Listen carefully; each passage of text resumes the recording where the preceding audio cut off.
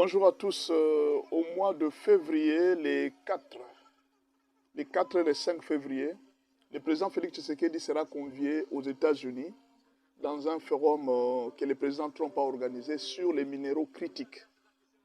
Hein? Le président sera appelé, il y aura aussi la Guinée équatoriale et puis un autre pays d'Afrique, le Kenya. Bon, je ne sais pas si le Kenya a aussi des minéraux critiques, mais je pense que le Kenya est beaucoup plus pris par rapport au transport. Parce qu'il y a une sortie vers l'océan ou la mer.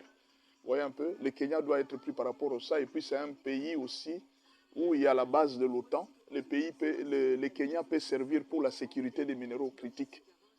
Mais les deux pays qui ont des minéraux critiques, c'est la RDC et la Guinée. Et alors, le président Félix Tshisekedi est convié à cette conférence ou bien ce repas des chrétiens que le président Trump a organisé. C'est spécialement pour les minéraux critiques parce que les États-Unis ont compris que la Chine est en train de prendre chaque jour de l'avance et les États-Unis sont en retard. Donc, les États-Unis sont obligés de changer de stratégie. Le problème, ce n'est pas celui-là. Ma question est la suivante. Toutes ces années, c'est le président Kagame qui a toujours été là. Toutes ces années que c'est le président Kagame qui a toujours été là. Maintenant, la question qu'on se pose, est-ce que les minéraux critiques du président Kagame sont-ils épuisés au Rwanda pour qu'ils ne soient plus appelés? C'est ça le grand problème.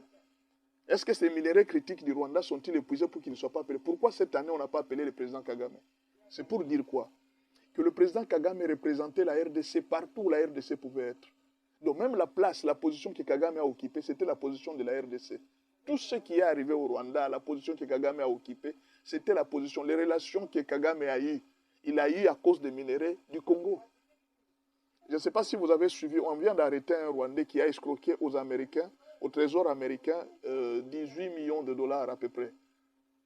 18 millions ou bien, je crois, en tout cas, à peu près 19 millions de dollars. Il a escroqué au Trésor américain entre 2017 et je crois 2026. Dans moins de 10 ans, il a escroqué cet argent-là. Et ce monsieur travaillait en collaboration avec le Rwanda. Vous voyez un peu, il travaillait en collaboration avec le gouvernement rwandais. On l'a arrêté.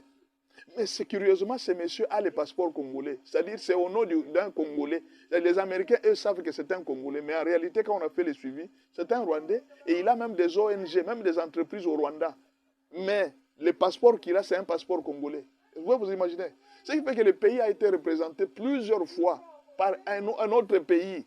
On était caché, Imaginez un grand pays comme la RDC était bâché. Donc on était sous un bâche et c'est quelqu'un d'autre qui nous représentait. Le fait que le président Félix Tshisekedi soit représenté à cette conférence, ça montre que notre pays a récupéré la place qu'il avait dans les concerts des nations. Et c'est très important pour nous. Nous devons remercier le Seigneur pour ça.